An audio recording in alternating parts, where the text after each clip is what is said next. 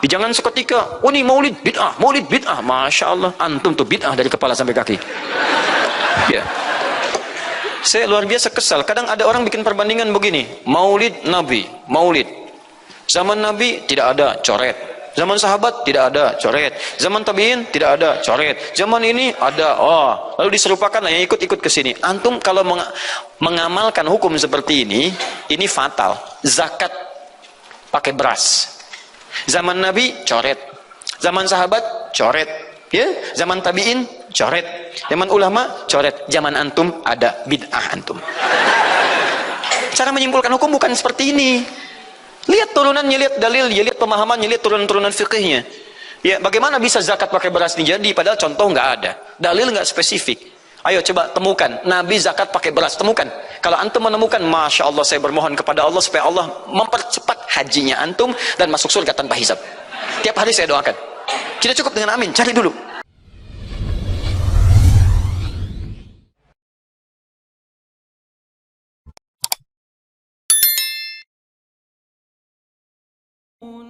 Tersebut. Ya, apalagi setelah itu masuk di dalam menyalahkan kaidah-kaidah yang sudah tetap disepakati oleh para ulama. Ya.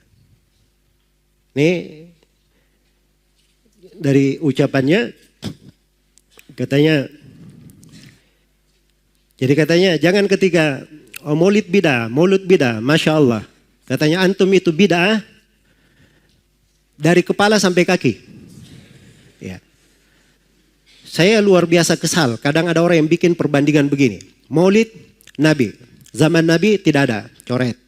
Zaman sahabat tidak ada, coret. Zaman tabi'in tidak ada, coret. Zaman ini ada. Ya, kalau begitu dia apa namanya? Bidah. Ya. Baik. Jadi katanya kalau antum kalau mengamalkan hukum seperti ini fatal katanya. Ya, ini fatal. Zakat pakai beras diberi contoh. Zakat pakai beras. Zaman Nabi coret. Zaman sahabat coret. Zaman tabi'in coret. Zaman ulama coret. Ya zaman antum ada. Berarti antum bid'ah. Pakai beras. Ini pertama masuk di dalam hal yang dia menyelisihi kaidah yang sudah jelas. Itu benar kaidahnya. Tidak ada di masa Nabi dan para tabi'in. Tidak ada di masa Nabi, para sahabat, para tabi'in. Dari hal memang diterangkan. Yang tidak ada itu kayak bagaimana bentuknya. Dari hal yang di masa Nabi itu sebabnya ada. Iya. Konsekuensi hal yang menyeru untuk melakukannya itu ada. Dan tidak ada penghalang di masa Nabi. Yang seperti ini itu tidak bisa menjadi apa? Menjadi syariat. Pasti dia masuk ke dalam bid'ah. Ada di masa Nabi. Bisa dikerjakan. Sebabnya ada. Ya, diperlukan. Tapi tidak dilakukan oleh Nabi dan para sahabatnya, maka itu apa? Masuk di dalam bid'ah. Jelas ya? Atau hal yang ditinggalkan oleh Nabi, para sahabat, para tabi'in, memang mereka sengaja meninggalkannya. Maka ini siapa yang mengerjakannya berarti dia adalah apa? Adalah bid'ah. Ini memang kaidahnya di situ. Jangan dibolak-balik. Memang betul, tidak semua yang tidak ada di masa Nabi itu bukan bid'ah. Mobil tidak ada di masa Nabi. Bid'ah atau bukan mobil? Ya. Bid'ah secara bahasa, tapi secara syar'i apa? Tidak. Dia dibolehkan. Ya, jangan masuk dalam pembahasan itu. Fokus, katanya fokus. Ini keluar pembahasan. Ya. Keluar pembahasan. Jelas ya? Terus memberi contoh beras. Ini saya nggak tahu zakat apa yang diinginkan. Kalau diinginkan zakat adalah zakat hasil bumi, maka beras masuk di dalam keumuman ayat. Wa atu haqqahu yawma hasadi. Kalau dia inginkan dengan zakat adalah zakat fitri, maka beras masuk di dalam keumuman hadits sa'an min ta'am. Satu sok dari makanan. Bukan gandum, bukan ini. Tapi makanan. Makanan, beras masuk makanan atau bukan? Makanan. Berarti ada dalilnya dari Al-Quran dan hadits. Jangan langsung bilang, oh tidak ada di masa Nabi. Dari mana dia bilang tidak ada? Iya. Ini karena kurang detail di dalam apa? Melihat dari dalil-dalil. Ya. Siapa yang mengatakan bahwa mushaf itu dikumpulkan itu di masa Utsman? Tidak ada di masa Nabi SAW. Memang tidak ada di masa Nabi. Tapi Nabi SAW sudah memberikan pondasi-pondasi syariatnya. Iya. Beliau perintah kepada Abdullah bin Amr bin As menulis dari beliau. Beliau berkata kepada para sahabat, uktubu li Abi Syah. Iya. Ini semuanya dari dalil-dalil yang menunjukkan bahwa penulisan itu adalah hal yang apa? Hal yang dianjurkan oleh Nabi. Karena itu ketika dikumpulkan, itu berjalan sesuai dengan kaidah-kaidah yang sudah diterangkan oleh Nabi SAW. Sama dengan sholat tarawih. Ya. Memang di masa Nabi tidak ada sholat tarawih setiap hari.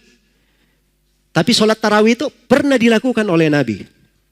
Pernah dilakukan oleh Nabi. Walaupun cuma 3 malam beliau keluar. Dan alasannya beliau tidak lakukan setiap hari ada. Karena khawatir akan diwajibkan kepada siapa? Kepada umatnya. Jadi jangan dikatakan tidak ada dalilnya. Ya. Kadang pendalilan itu tidak harus secara nas. Mungkin ada teks umum atau ada makna yang melekat ke sana. Ya, tapi itu tadi kaidahnya, jangan keluar dari makna itu tadi.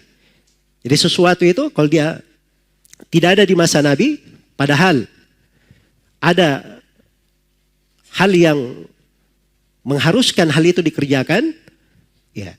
Sebabnya dan perkara itu juga tidak ada yang menahannya, tidak ada mani di situ, maka yang seperti ini itu adalah hal yang tidak boleh ada yang masuk di dalamnya. Bukan perkara yang apa? Bukan perkara yang disunnahkan. Nah, itulah pembahasan maulid. Ya. Alasan maulid apa? Cinta kepada Nabi.